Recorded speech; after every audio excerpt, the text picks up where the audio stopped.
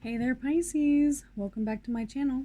If you enjoy my readings, please be sure to like and subscribe, as well as leave me a comment and let me know if this resonates with you. Alright, so today we're going to do a basic tarot reading. We're going to put some oracle cards in there and some narcissist cards. We're going to also go over a couple things at the end. For those who stay to the end, we've got some new information for you about relationships and longevity. All right, so let's go ahead and start. I've already laid your cards out to make this a little bit faster. So under what's crossing you, we have financial security, trouble, illness, could be a loved one, ask for help, support others, and friends weathers the storm with you. All right, so this card is showing two people who are homeless, one of which has a like a broken leg, and the other lady is just standing there. What's going on is they're looking down, they're homeless, and they're passing up the shelter. And these pinnacles in the background is the window of a church. And they are homeless, but they're not paying attention to the help that's right behind them. All right, and so this is a big sign that that you need to ask for help. It's okay to ask for assistance. Okay, and you would be surprised how many people would help you, but they will not help you if they don't know anything is wrong. Okay. So your narcissistic card under what's crossing you is the vulnerable narcissist. Here's a couple signs that you might be dealing with a vulnerable narcissist. They have distorted thoughts, distorted behaviors. They may be cluster B or borderline narcissistic. They use blame shifting to hurt you. So when you come to them and you try to tell them what you need and what you want and blah blah, then they might get their feelings hurt. So you have to be careful not to, they're going to shift it back to you. So they may bring up sensitive topics. They may start a fight for no reason. Such as an example might be the father stops talking to the child to take it out on the parent. Or the mother acts cold and distant to the children. Temporarily acting confident.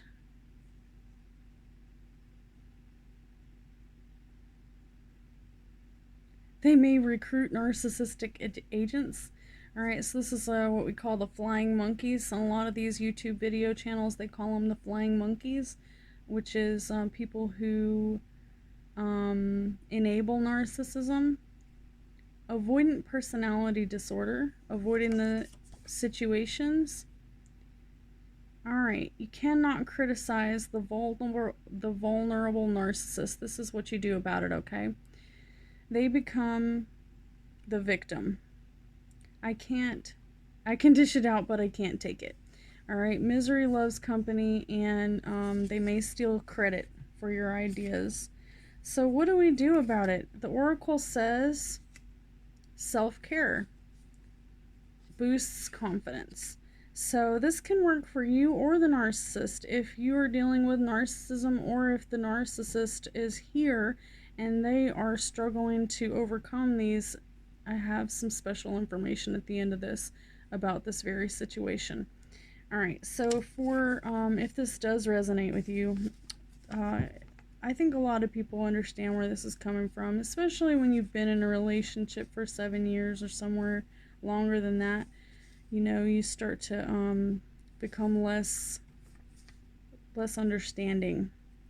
So your past, we've got the Hierophant card, which is all about the inner teacher. Tune into yourself. What you see is not always there.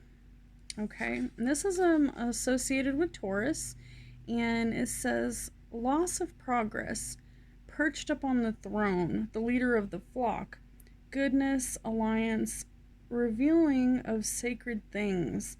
All right, cultural conditioning. So this is like traditions that go on and on, even though it's not technically necessary that these things are done in this manner, but it's culturally acceptable. And so, you're expected to do it because that's what's culturally acceptable in your neighborhood. So for your immediate past, we also have blame shifting. You made me do it. All right, that's your narcissist card. And what can we do about it? Well, according to the Oracle card, it says reclamation. Reclaim yourself. Reclaim your happiness. All right? So what about your present situation? All right, so the Pentacles card, that's, what's crossing you, that has to do with Virgo, Taurus, or even, it could be yourself. But if it's not you, that's not asking for help whenever you need it, then it could be someone you love that desperately needs help and they're not asking for it. So Pentacles are earth signs, and I am an earth sign, and that is my number one thing is I could be starving and freezing to death and I would not ask for help. So that is definitely Virgo, Taurus, Capricorn, the people who won't ask you for help, according to this here card. And in the past, the Hierophant card, that's also Taurus, just an earth sign. And then right here in the present, we've got the Wands, the Seven of Wands. Wands are associated with fire signs, Leo, Sagittarius, or Aries. And this particular card shows a man up on a hill, and he's holding his wand, and all these people down here are trying to just knock him off of his hill or his rock that he's standing up on. And it says that you need to stand your ground, okay? It says you're going to be faced with challenges. You're going to have to persevere. Competition is going to be fierce, and there's a warning of difficult times, a difficult situation. This is right now in your present time. Stand up for yourself, okay? And it shows bipolar 1 is your narcissist card.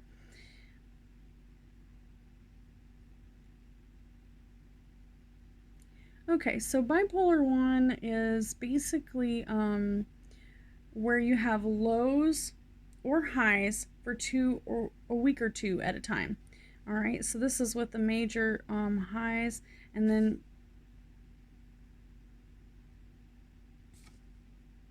bipolar 2 is similar lows, hypomania, states last longer than 4 days. I don't know if I can pronounce this. Psychorhythmia, milder lows, milder highs, mixed episodes, rapid cycling, both issues. Drugs can trigger bipolar disorder, okay?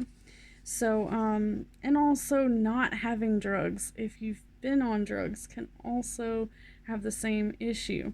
All right, so it says bipolar mood disorder, shifts in mood over a period of 4 to 7 days. This is unipolar depression. Unipolar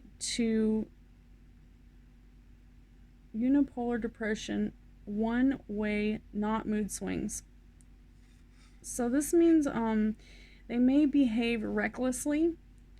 They may have suicidal tendencies or delusions of grandeur. And delusions of grandeur is like if you have someone who's saying that they talk to God, or that they talk to angels or aliens, or they feel like they're better than everyone else around them. That's delusions of grandeur. Poor decisions. And this is from osmosis.org. All right. So that's how to, deal with bipolar disorder. Basically, you just don't fight back with them. Whenever you're faced with a bipolar situation, stay 6 feet back, okay? All right, because you reap what you sow. So this right here is your oracle card. So you might be fighting off a bunch of bipolar people according to this here little picture. All right, so Leo, Sagittarius, or Aries. So we have in your immediate future the Lovers card, and then we also have the Narcissistic Lovers card. Look at this. All right, I've never seen this before. All right, so for your future, you're going to be dealing with a Gemini, Libra, or an Aquarian. And the Lovers card is, it's all about love, union, relationships, values, alignment, choices, blessing in disguise. All right. Celebrate love today. All right. And then, you know, if you're in a narcissistic love relationship, then relationships where the partners love themselves first instead of loving, you know, thinking of the whole situation. They're going to do things that they don't really they don't care what you think. So that's a clue that you're in a narcissistic relationship. But these three, this doesn't necessarily mean a third party in the relationship. But usually, narcissists have what we call flying monkeys.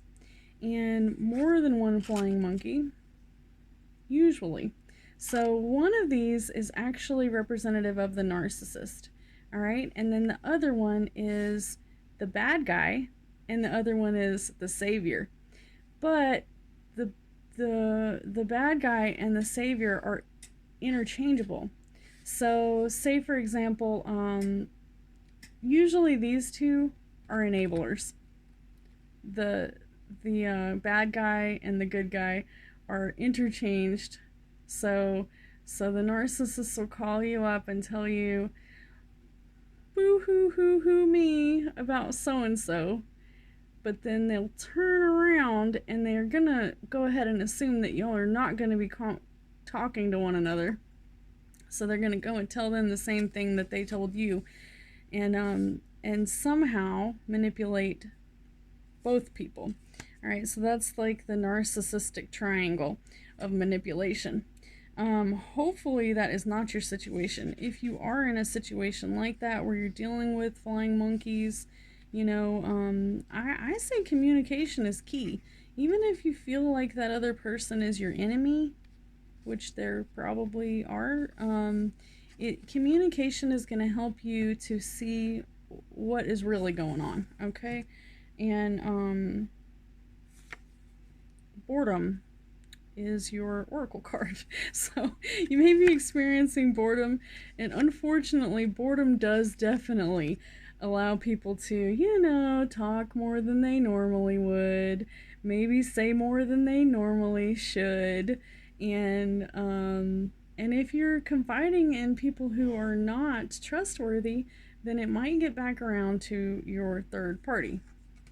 So this is kind of when narcissists start slipping up, is whenever their third wheel, if everybody starts getting bored, then they might start communicating, and then the narcissist is going to be SOL, up shit creek without a paddle, whenever they realize that everybody's onto them. All right, so for this particular situation, we're going to go ahead, this is for every one of my readings tonight, not just for this reading, but I had done some research to make this deck full of narcissist cards.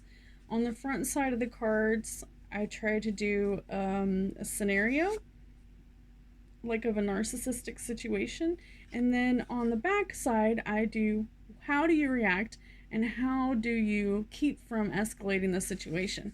So so to heal broken relationships, you get into a cycle, and it's always going to be that way. So the only way to break the cycle, so let me tell you a little bit about it. They call it the 4 horsemen of the apocalypse of narcissism. All right. And I was watching Dr. Ramani's videos. She is extremely helpful. She's helped me to make these cards. If it wasn't for her videos, I would not have been able to, you know, put so much information as to what to do and how to react and, you know, things of that nature. So for this particular cycle, it starts with criticism. So the first horseman is criticism. So criticism is going to be a chain reaction to this narcissistic spiraling out of control. All right, so the first person starts to criticize the other person, and then immediately the second person becomes defensive.